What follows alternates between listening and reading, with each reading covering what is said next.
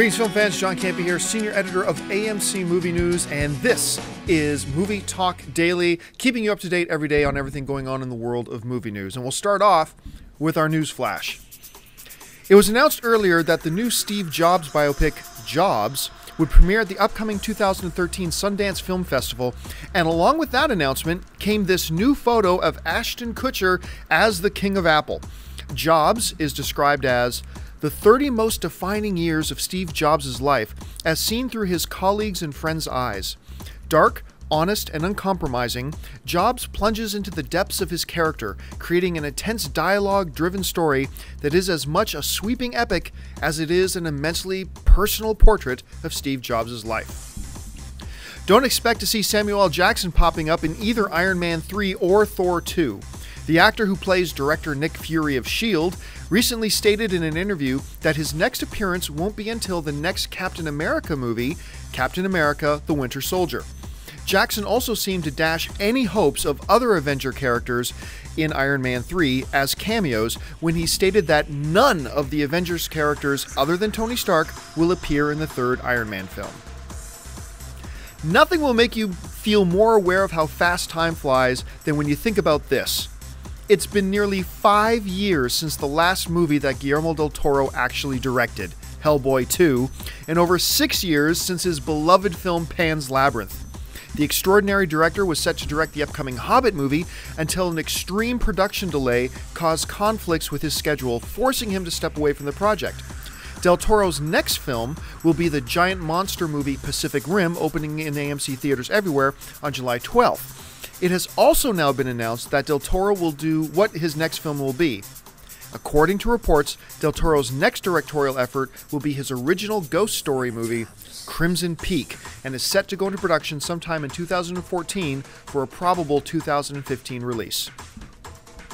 It looks like another Terminator film is actually getting some life breathed into it.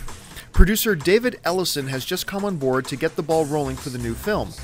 Ellison's Skydance Films has been in partnership with Paramount Pictures and has been involved in such movies as Jack Reacher, Star Trek Into Darkness, and G.I. Joe Retaliation. Family Guy creator Seth MacFarlane wrote and directed his first feature film earlier this year with the smash hit Ted, making over $400 million at the worldwide box office. According to reports, MacFarlane is now set for his second feature. A Million Ways to Die in the West is said to be a Western comedy in the same vein as Mel Brooks' classic Blazing Saddles. MacFarlane is set to write, direct, and star in the film. Soon after that, it appears his third film will be a sequel to Ted. More on this as information becomes available. It was heavily rumored a few weeks ago that Academy Award winner Jamie Foxx was going to play the villain Electro in the next Amazing Spider-Man movie. Well, hot on the heels of the announcement that Dane DeHaan would be taking over the role of Harry Osborn, came the official word that Foxx is indeed going to be Electro. The next Spider-Man movie opens in AMC theaters everywhere on May 2nd, 2014. That'll do it for your news flash. Hey folks, before we go into some of these stories, I just want to remind you here quickly to take a second, stop what you're doing, and subscribe to our AMC Theaters YouTube channel. Just click that subscribe button, and that'll keep you up to date on everything going on with AMC Movie News, including movie news, editorials, and of course, our AMC Movie Talk and Movie Talk Daily episodes. So go ahead, click subscribe, and become one of our followers on YouTube. And we thank you for your support. I also wanted to let you know, in case you didn't know, or remind you if you already did. Now look, we all know that The Hobbit is opening next week, my #1 most anticipated film of the year by far, hands down. But did you also know that this coming Saturday the 8th, you can get ready for The Hobbit by going to your local AMC theater and watching a Lord of the Rings trilogy. Yes, a Lord of the Rings trilogy. Relive the original trilogy on Saturday, December 8th, starting at 10 a.m. Prepare for the most highly anticipated journey of the year by watching all 3 director's cut editions of the Lord of the Rings back to back. I love the fact that it's the director's cut. Tickets are $25. That includes all 3 films, $5 in AMC bonus buck members for AMC Stubs members, a limited edition lanyard, and a commemorative gift. So you can head on over to AMC Theaters. Dennis will put up the web address below me right now where you can go and get your tickets for this amazing event. All 3 director's cut Lord of the Rings films to get you ready for The Hobbit. All right, let's jump into this. One of the things that came up a few weeks ago was this whole rumor that Jamie Foxx could indeed be playing Electro. Now, it was a very bad rumor because it was pretty obvious. Jamie Foxx was hinting that he was going to get it. Mark Webb, the director, was hinting he was going to get it. It was pretty much established, but it wasn't made official until yesterday when Dane DeHaan, the actor from Chronicle and Lawless, and apparently, even though I don't watch True Blood, one of the seasons of True Blood, was going to be your new Harry Osborn, and I'm really super excited about that. But then, on the heels of that announcement, came the official word finally that Jamie Foxx is going to be Electro. Now, the big thing that has come out online since then is the same issue that kind of came out when the rumors first emerged that Foxx may be playing Electro. And that, of course, is why are they getting a black actor to play a white character? Electro is traditionally a white character. And it's fair to raise the question, you know, why, whenever you make any kind of a significant change, it is fair to at least ask the question, why? Why make that change? You can ask a question without necessarily being against something, and so there's no harm in that. But what has really startled me has been the fact that so many people seem opposed to this casting. Now, I have no problem with some people being opposed to this casting because maybe they don't think Jamie Foxx is that good of an actor. Maybe they thought his Oscar win was a fluke. Maybe they just don't think he's a good fit. And that's all fair. Those are good discussions to have. Those are fair discussions to have. But I do take a lot of issue with this notion that Jamie Foxx shouldn't be Electro because he's a black actor and Electro has been a white character. And here's why I take issue with that. Now, if you've followed me or listened to me for any period of time, you've probably heard me go on this rant before, but I'm going to do it again because it's worth repeating. When you're selecting an actor to portray a character, the most important thing, to me, as a fan at any rate, is to make sure you get an actor who can nail the core elements of who the character is, the essential elements of who that character is. If you nail those things, then the rest doesn't really matter. I remember a few years ago, Dennis, you may remember this too, that when it was announced that the new James Bond was going to be Daniel Craig, this is right before Casino Royale, and the new James Bond was going to be this Daniel Craig, there were people, like online petitions. I remember there's a website started called craignotbond.com.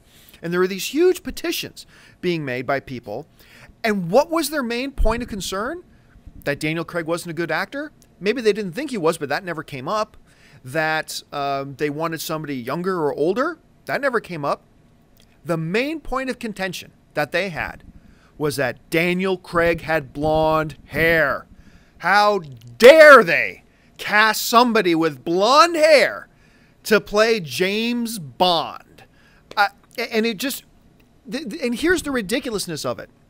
There are a lot of things that go into making James Bond, but a lot of core elements, the womanizing, the suaveness, the cold-heartedness at the same time, all those are key elements. You want an actor who can bring those core elements. Whether or not James Bond's hair is blonde, even though we were used to a dark-haired James Bond, we were. That's what we were used to. That's what we're accustomed to. That's what James Bond is supposed to be. But the fact that his hair is dark as opposed to blonde is not a core essential element of who James Bond is. It's a secondary, it's a third level kind of importance. It doesn't matter.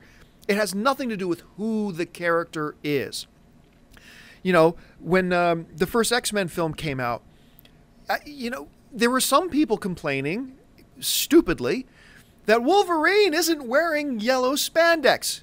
That has nothing, yes, that is what we associate with Wolverine, the cheesy, stupid-looking yellow spandex, but it's not a part of who he is. It's not a core essential element of the character of Wolverine.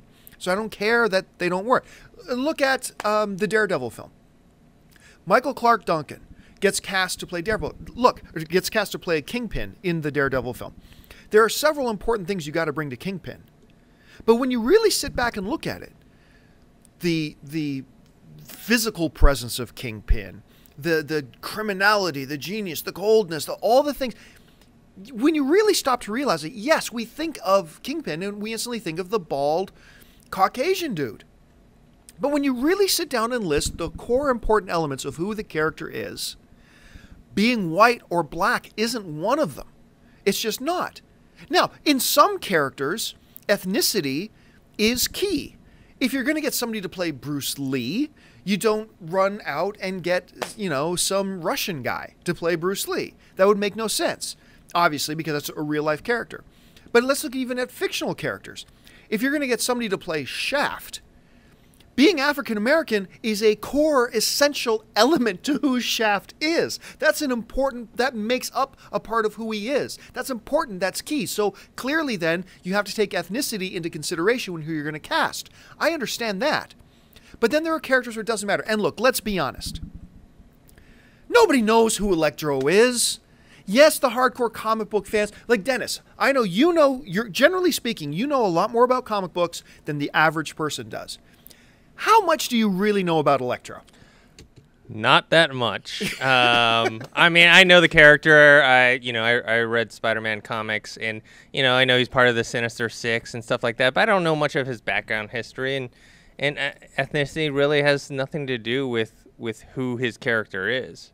I'm actually more concerned about how they're going to do the costume, because the costume in general is kind of silly. It's like the Wolverine yellow spandex thing, but even worse. It looks fine on the printed page, but you realize you put this costume on a guy on screen, it's going to look ridiculous. Yeah.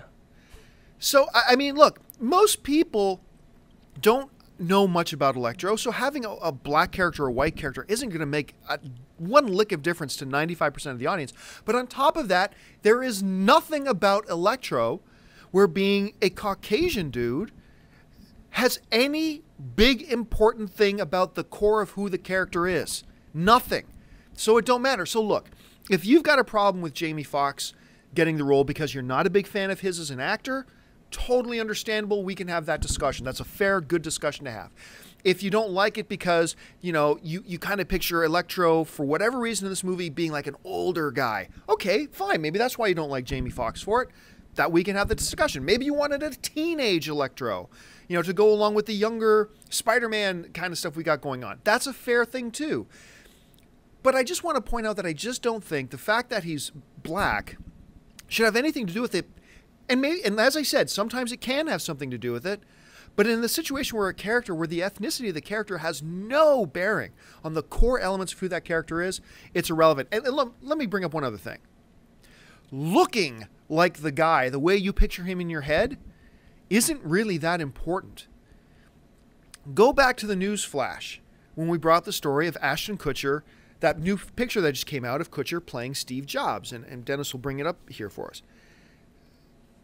It is eerie how much Kutcher looks like Steve Jobs in this picture. It is absolutely eerie. When you go back and look at pictures of Jobs in his 20s, and then look at this picture of Ashton Kutcher, it's eerie how closely they resemble. But guess what? That doesn't change the fact that Ashton Kutcher really can't act that well. It doesn't. Now, I'm not saying, look, Ashton Kutcher could do a fabulous job in this movie. Here's hoping he does. I hope he does. I'm cheering for him. I'm actually a fan of his personality. I'm just not a fan of his work as an actor. And the fact that he looks a lot like Steve Jobs, though, I'm just telling you right now, is not going to help make this movie any better. It's just not. So there you have it. I mean, just if he matches the look of the character, it really doesn't mean that much. And I'm sure we'll get into this a lot more on our Thursday episode of AMC Movie Talk, our hour-long episode, as we really get into it. I just want to touch on a couple more other quick things here. Samuel Jackson was being interviewed talking about, Avengers Phase 2 and the upcoming Avengers films, the upcoming Marvel Universe films. And he said something that kind of broke my heart. He basically said that he won't be appearing again until Captain America Winter Soldier. Now, before that, we've got Iron Man 3, obviously, and we've got Thor 2. So we've got 2 Marvel films coming out that are not going to have Samuel Jackson. But he went on to express that there aren't going to be any of the Avenger characters showing up in Iron Man 3. Now, don't get me wrong.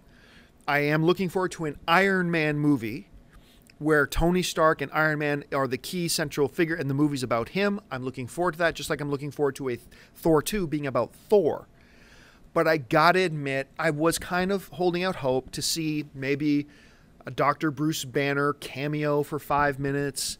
I was kind of looking forward to seeing, you know, maybe the Cap show up for just a minute, even if it's just a phone call conversation with saying, hey, what are you doing tonight? Nothing. Okay, great. See you later. Like something.